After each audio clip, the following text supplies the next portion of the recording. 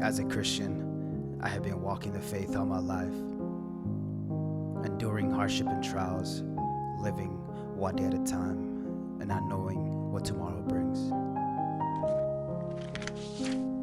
Back towards the end of 2023, I was making a mental decision about how to better my life financially for my wife and myself. As the year was almost ending, my superiors for the city I was working for made a decision that my loyalty and long dedication of 6 years were kicked to the curb. As I started to look back when I first started, my wife would go into work at 5:30 in the morning.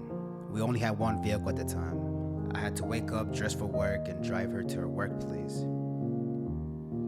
After dropping her off, I would drive to the parking lot at City Hall where I worked at.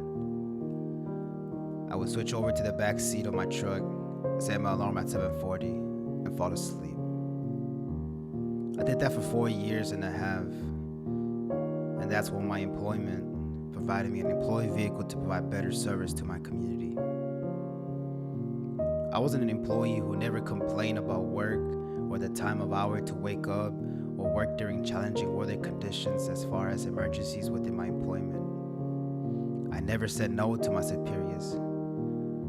But when it finally came to asking, it came down to a no. So I decided to say no and yes to move on to a journey that will bring hardship and trials, but with the guidance of the Holy Spirit. Not knowing what awaited me, on October 9, 2023 at midnight, I hugged my wife and her kissed her lips as I turned the key to turn my vehicle on and put my truck in reverse. Reality hit. While driving away, I knew I was leaving my wife, my pride and jewel of joy, and my family and church behind.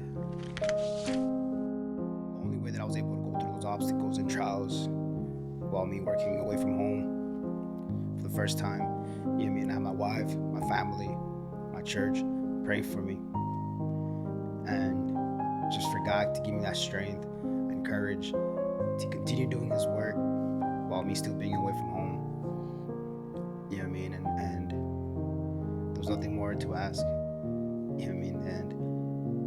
And to this day, I'm blessed for everything that God has done for me, all the doors that He has opened. Even when I felt the doors were being closed, God was still there to answer my prayers.